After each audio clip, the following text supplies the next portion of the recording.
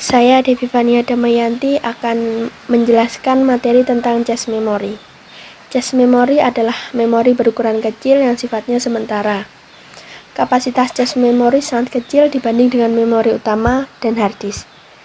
Fungsi dari cache memory ada 4, yaitu mempercepat akses data pada komputer, meringankan kerja prosesor, menjembatani perbedaan kecepatan antara CPU dan memori utama, dan mempercepat kinerja memori.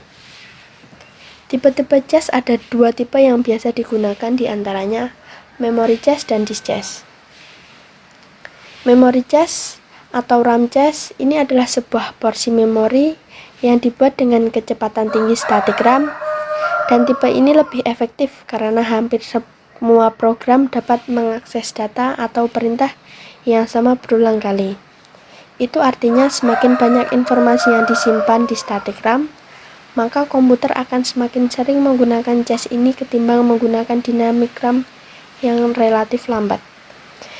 Dan disk cache juga berpatokan pada prinsip yang sama, tetapi alih-alih menggunakan data kecepatan tinggi static RAM, disk cache justru menggunakan memori konvensional atau disebut dengan dynamic RAM yang relatif lebih lambat. Baiklah teman-teman, saya sekarang akan membahas tentang algoritma penggantian, di mana algoritma penggantian bisa disebut suatu mekanisme penggantian blok-blok dalam memori cache yang lama dengan data yang baru.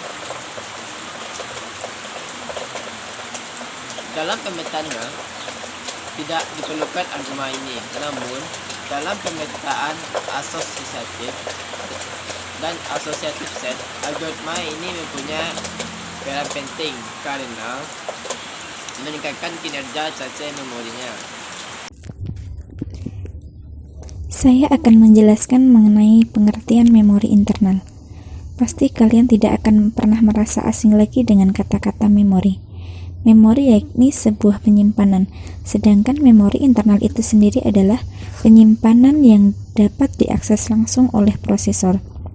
Memori internal tersebut terdapat dalam sebuah perangkat sehingga tidak terlihat. Fungsi dari memori internal itu sebagai berikut. 1. Menyimpan sebuah operating system dalam sebuah perangkat. Yang kedua, pinjaman penyimpanan saat ada software yang dijalankan. Pada laptop, komputer, maupun smartphone yang kalian gunakan pasti memiliki memori internal untuk menjalankan sistemnya.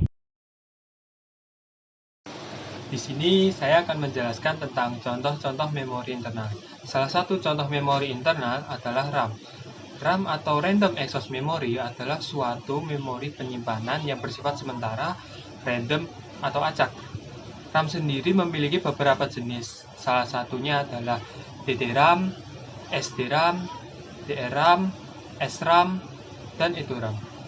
RAM juga memiliki beberapa varian kapasitas, antara lain 512 MB, 1 GB, 2 GB, 4 GB, dan banyak lagi karena beberapa pengembang handphone atau laptop atau komputer sekarang sedang mengembangkan kapasitas RAM yang ada pada Android atau komputer mereka. Yang kedua adalah ROM.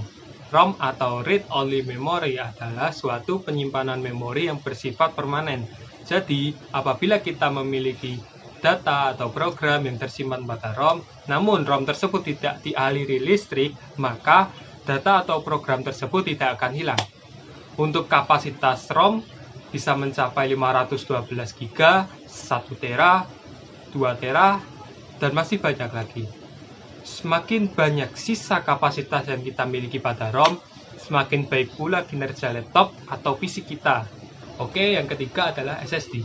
SSD atau Solid State Drive adalah suatu penyimpanan memori yang menggunakan serangkaian IC yang digunakan untuk menyimpan file atau data. SSD sendiri mampu membantu kinerja pada PC atau komputer kita.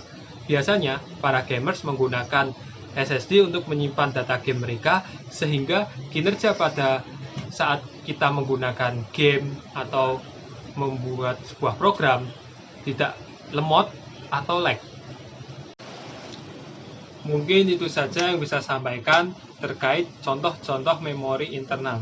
Selanjutnya akan dilanjutkan oleh teman saya Lailatul Husni beserta Putih untuk menjelaskan apa itu memori eksternal. Terima kasih. Baiklah, saya akan menjelaskan tentang memori eksternal. Memori eksternal adalah perangkat keras yang digunakan untuk menyimpan data. Contoh memori eksternal terbagi menjadi beberapa bagian.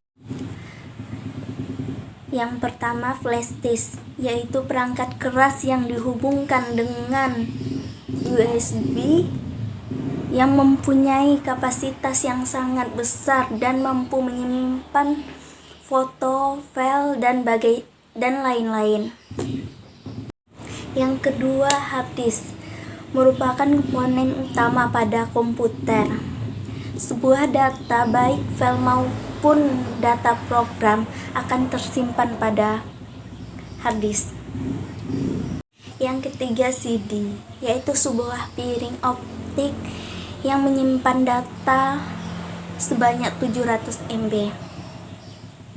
CD ini banyak ditinggalkan oleh pengguna karena penggunaannya sangat rumit.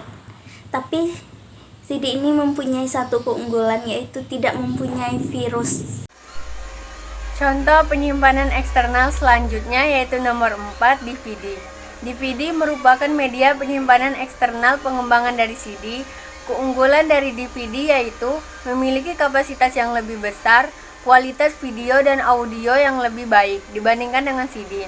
Yang nomor 5 yaitu memori SD. Memori SD merupakan media penyimpanan eksternal yang biasanya digunakan pada HP dan kamera. Memori SD berbentuk sangat kecil dan memiliki kapasitas yang setara dengan kapasitas penyimpanan flash disk. Ada 3 jenis memori SD. Yang pertama yaitu SD card, yang kedua mini SD yang biasanya digunakan pada kamera, dan yang ketiga micro SD yang biasanya digunakan pada handphone. Yang keenam yaitu disket. Disket merupakan media penyimpanan yang sekarang sudah tidak digunakan oleh orang-orang dikarenakan kapasitas penyimpanannya yang sangat kecil, yaitu hanya 1,44 MB. Dan yang terakhir nomor 7 yaitu pita magnetik. Pita magnetik merupakan media penyimpanan eksternal yang sekarang sudah jarang digunakan dikarenakan bahan pita yang mudah rusak, sehingga file penyimpanan yang disimpan di pita magnetik akan hilang. Itu saja penjelasan dari penyimpanan eksternal. Terima kasih.